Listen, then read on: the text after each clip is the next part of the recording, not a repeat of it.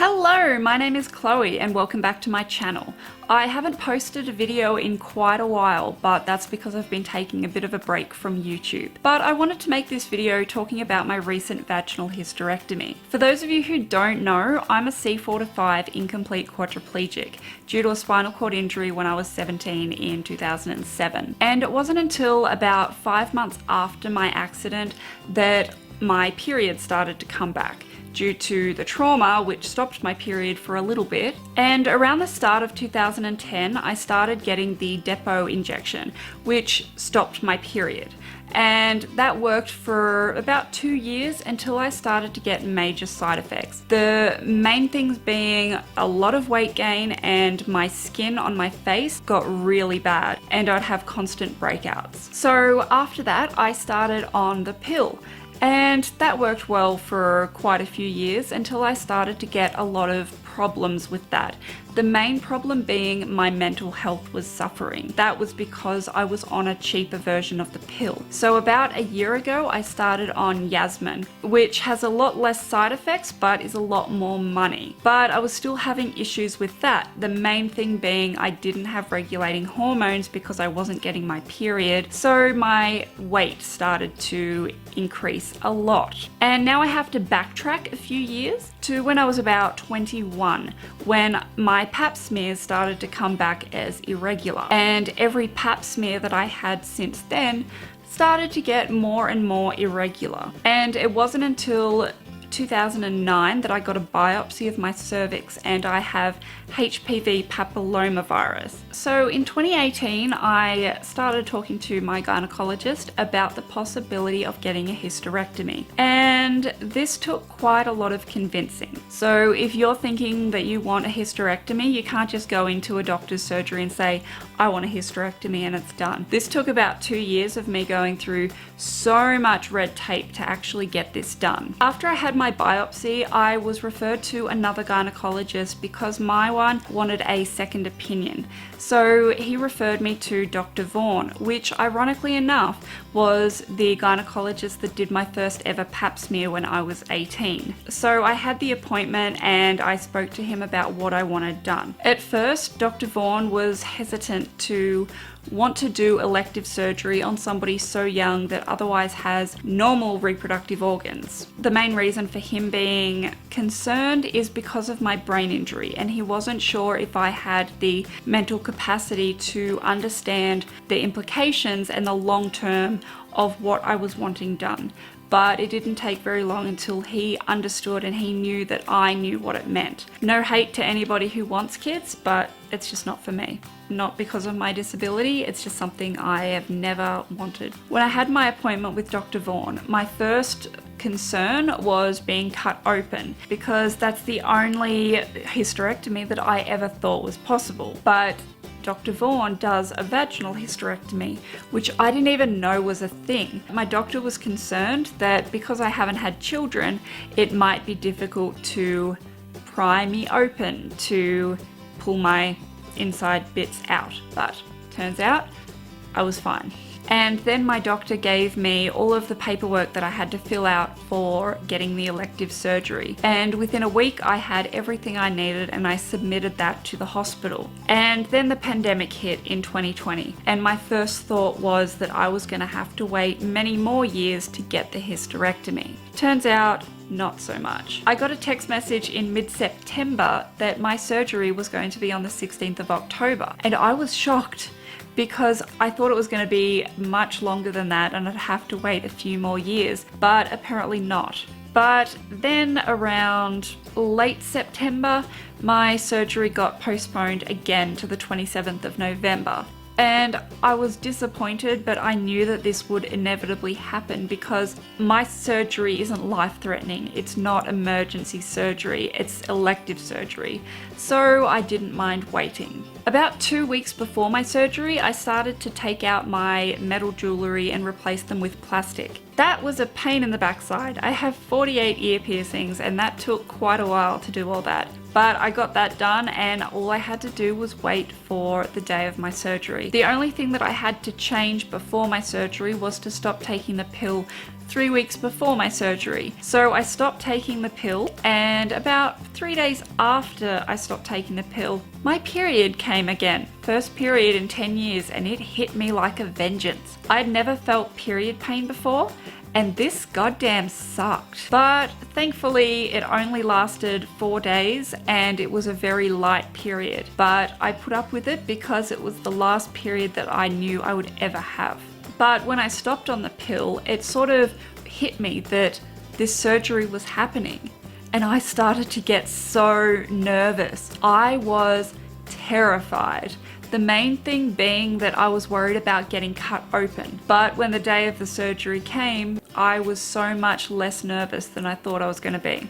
I had to be at the hospital by 9 a.m, so my carer had to come exceptionally early that morning to get me up, put me on the toilet, get me dressed, do all those things. And she was with me until they took me into the pre-op room. And this was when my nerves actually hit. And the thing with me, when I get exceptionally nervous, I get very chatty and very jokey. So the entire time I was making jokes about it, which helped me so much to relax me and keep me calm. So the anaesthetist that came, his name was James, and he was so nice. When he sat down beside me and started to administer the IV into my arm, I was very chatty about how excited I was that I was getting desexed. I have to give him so much credit. He put up with me for like 20 minutes, just chatting about pretty much nothing, just anything to keep my mind off what was about to happen. And then they took me into the operating room, and then nothing until I woke up 2 hours later. The first thing that I felt was immense pain in my back, but that was because I've been lying on my back for 2 hours straight during the operation. The second thing I felt was that my catheter was really sore. I have a suprapubic catheter, and they had to change it while they were doing the surgery because it was due to be changed about 3 or 4 days after the surgery. So I had arranged for the doctor to change it while they were doing the surgery. So all of that turned out fine. So my experience with being under that anesthetic was really different to when I have had other surgeries. They used a very different anesthetic to when they did my nose surgery and when they took out my bladder stones. I woke up and I felt weird. I don't really know how to describe how it felt. I felt relaxed. I didn't feel as much pain as I thought I was going to feel, because originally the doctors said that my hysterectomy was going to hurt more than my nose surgery. No, my nose surgery hurt so much more than this, but I don't know if it's because of my spinal cord injury that I can't feel as much inside, but also because my uterus was the size of a jelly bean. So they didn't really have to take much out. After about an hour of being in the post-op room, they took me into the ward, and my carer was with me most of this time. She was great.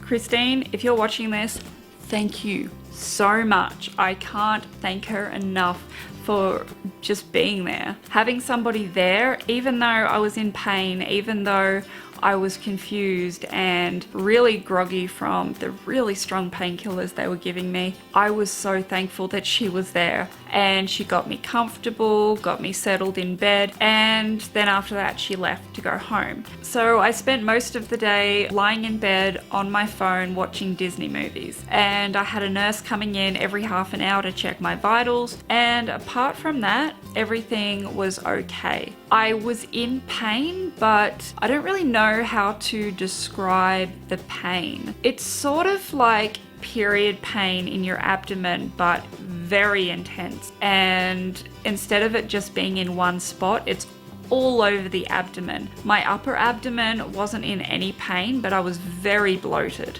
I looked like a pufferfish for about a week. And then the next day came and I got to go home. And I didn't realize how much pain I was in until they put me from the bed into my power chair. And the change from lying on my back to sitting up, holy crap balls, that hurt.